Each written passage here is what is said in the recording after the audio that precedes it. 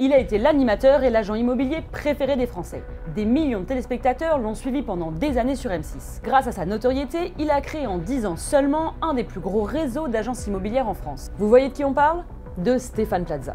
C'est un dingue de boulot, quoi. Je me demande même, quand je l'ai rencontré, comment il faisait. Et en 2023, il a été accusé de violence conjugale par 2 ex-compagnes. En fait, c'est un masque. Stéphane Plaza, c'est un masque. Son procès ébranle son empire. Je pense qu'il connaissait parfaitement les risques de tout bâtir sur son seul nom. Aujourd'hui, les agences immobilières qui portent son nom s'interrogent sur leur avenir. Combien sont-elles à vouloir quitter le navire? Mais avant de vous parler des agences aujourd'hui, revenons au commencement. L'empire Stéphane Plaza se fissure-t-il? Rien ne prédestine Stéphane Plaza à devenir une star de la télé et de l'immobilier. Il grandit à Suresnes, en banlieue parisienne, il n'obtient pas son bac mais passe une capacité de droit. Jusqu'à ses 35 ans, Stéphane Plaza n'est pas vraiment sous les spotlights. En 1987, il commence à travailler dans l'agence immobilière de sa cousine. Mais déjà, ce fils d'une fleuriste et d'un ancien coureur cycliste présente bien. Il a de vrais talents de négociateur, notamment grâce à ses cours de théâtre. C'est cette attitude de mec à l'aise, blagueur, décontracté, qui va plaire aux équipes de Réservoir Prod, une boîte de production créée par le présentateur Jean-Luc Delarue. Pour M6, elle veut lancer l'adaptation française de l'émission à succès américaine Sell This House. Réservoir Prod repère Plaza en plein casting sauvage au salon de l'immobilier. Le jeune homme de 35 ans est leur candidat idéal. On est en 2005. À partir de là, c'est l'autoroute du succès pour Stéphane Plaza. Cette première émission, baptisée Recherche d'appartements aux maisons, rencontre son public. À tel point que l'année suivante, il obtient une nouvelle émission en prime time, à l'heure de la plus grande écoute. Les années et les émissions vont s'enchaîner avec des records d'audience. Chasseur d'appart attire par exemple régulièrement entre 1 et 2 millions de téléspectateurs. C'est un mec extrêmement communicatif. Valérie Tsenville est journaliste aux Échos, elle a rencontré Stéphane Plaza en mai 2022 et elle a déjà écrit sur lui. Qui fait le succès de Stéphane Plaza, pourquoi on se sent proche de lui? C'est parce que c'est monsieur tout le monde. C'est le mec sympa, à l'énergie communicative, c'est the friend next door, pour reprendre une expression, voilà, c'est le voisin d'à côté. Il a une maladresse légendaire dont il use, ça s'appelle la dyspraxie. Il casse des choses, il tombe, il est humain et proche des gens. Et dans des rares confidences qu'il avait fait quand je l'avais rencontré, il avait dit une de mes grandes forces, c'est de n'avoir jamais voulu changer ma personnalité, même quand M6 me l'a demandé. Alors maintenant, quant à savoir quelle est sa personnalité, sa vraie personnalité, ça c'est une autre histoire. Stéphane Plaza arrive en tête du classement des animateurs préférés des Français pendant plusieurs années consécutives. On l'entend à la radio, on le lit dans les magazines, en BD, on le voit même au théâtre, bref, Stéphane Plaza s'affiche partout. M6 et Stéphane Plaza vont donc capitaliser sur ce phénomène et ouvrir une nouvelle porte. En 2015, M6, Stéphane Plaza et 2 anciens dirigeants du réseau Laforêt s'associent pour créer Stéphane Plaza Immobilier. M6 injecte 2,1 millions d'euros et prend 49% du capital. Stéphane Plaza, lui, ne met pas d'argent. Il apporte son nom et son image valorisés à 800 000 euros.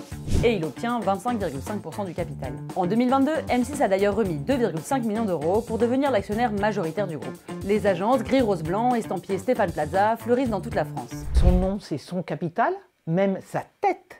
C'est son capital. Il contrôle tout. Quand j'ai voulu le rencontrer, il a déjà fallu que je trouve la bonne attachée de presse. Il y en avait une pour le théâtre, parce qu'il joue au théâtre, il y en avait une pour la télé, et il y en avait une pour le réseau. J'ai été le rencontrer dans son agence. Il y avait presque une mise en scène, quoi. Cette image bien contrôlée produit un petit miracle. En quelques années, Stéphane Plaza se hisse dans le top 5 des réseaux d'agences immobilières en France, derrière Orpi, Century 21 ou encore Laforêt Immobilier. Tous ces réseaux sont là depuis plus de 30 ans et ils assistent, médusés, à l'expansion du nouveau venu. En 2022, le groupe connaît une croissance à 2 chiffres et un bénéfice de quasiment 13 millions d'euros. Courant 2023, les Français qui veulent vendre, acheter ou louer un bien avec Stéphane Plaza ont l'embarras du choix. Le réseau atteint presque 700 agences. Et c'est là que les choses commencent à se corser. Le 21 septembre 2023, Mediapart publie une enquête choc. Le journal révèle les accusations de violence de la part de Stéphane Plaza sur 3 de ses ex-compagnes. Quelques semaines plus tard, la justice ouvre une enquête pénale pour violence conjugale et 2 de ses ex-compagnes portent plainte pour violence conjugale. Pour les agences immobilières du réseau, c'est une claque. Pour la première fois, la marque censée les porter est esquintée. Je pense qu'il connaissait parfaitement les risques de tout bâtir sur son seul nom. Et d'ailleurs, il me l'avait dit. C'est mon nom qui est sur les agences, c'est mon visage qui passe à la télé. La moindre erreur, je peux la payer cash. Alors je vérifie tout. Après que Mediapart a sorti son enquête, des vitrines d'agences ont été taguées, Des voitures de fonction ont aussi été recouvertes de messages contre le présentateur. Au fil des mois, certaines agences prennent la parole pour exprimer leur colère et leur souhait de quitter le réseau. Cette grogne est-elle un épiphénomène ou une hémorragie? Le groupe Stéphane Plaza n'a pas souhaité communiquer de chiffres, alors on a mené l'enquête. Premier réflexe, on est allé tout bêtement sur le site de Stéphane Plaza Immobilier. Et là, avec mon collègue Jules Grandin, le cartographe, on a scrapé des données. C'est ce qu'il fait chaque semaine sur d'autres sujets. Et voilà, c'est fait. Ça nous a donné un total de 555 agences, réparties comme ça dans toute la France, au 29 janvier 2025. Merci Jules. Et souvenez-vous, on a dit avant qu'à son apogée, le réseau comptait presque 700 agences. Il y aurait donc une diminution. Mais ce chiffre, il nous dit pas grand-chose sur l'affaire Plaza, car on est dans un contexte de crise immobilière. Entre 2023 et 2024, 2155 agences en France ont mis la clé sous la porte. On a donc continué à creuser. Pour prendre la température, on a appelé des dizaines d'agences, encore dans le réseau ou fraîchement sorties. Bon, beaucoup n'ont pas souhaité s'exprimer, mais 7 d'entre elles ont bien voulu témoigner en requérant l'anonymat. Il en ressort une première chose.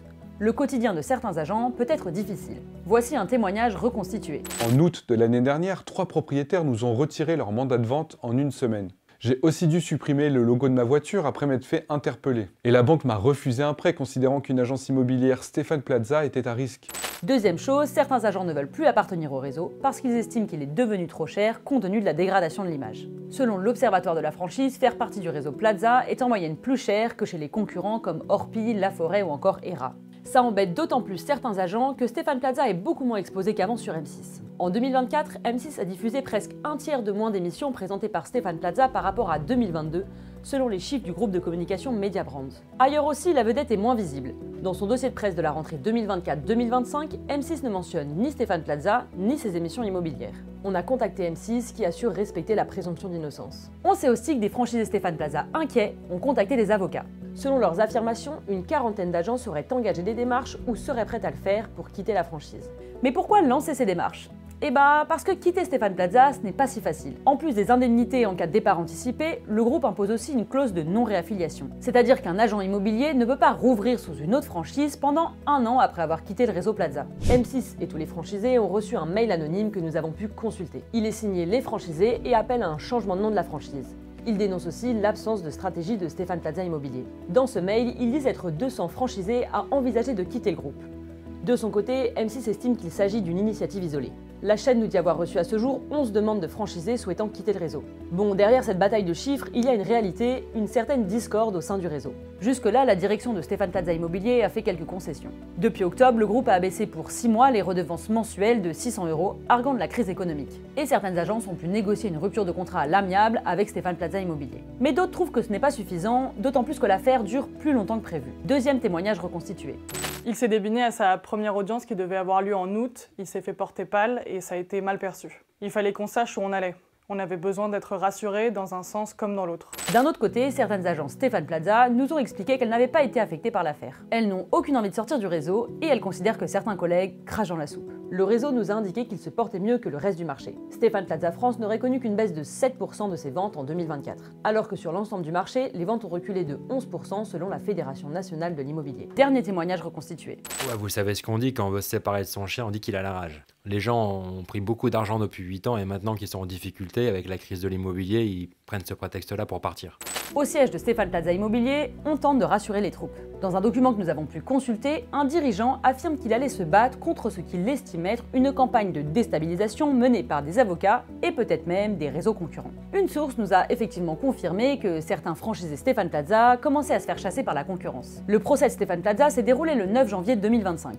La représentante du ministère public a requis notamment 18 mois de prison avec sursis et 10 000 € d'amende. Le délibéré sera rendu le 18 février. Quelle qu'en soit l'issue, pour l'avocate de certains franchisés Sarah Lassire que nous avons contactée, l'image et la visibilité de Stéphane Plaza sont de toute façon déjà fortement impactées. Elle estime que la restauration de cette image prendra du temps. Construire un business sur l'image d'une star, c'est à double tranchant. Cette stratégie a permis de bâtir à toute vitesse l'Empire Plaza, mais les fondations peuvent vaciller au moindre scandale. Si la vidéo vous a plu, n'hésitez pas à vous abonner à la chaîne YouTube Les Échos pour d'autres business dramas.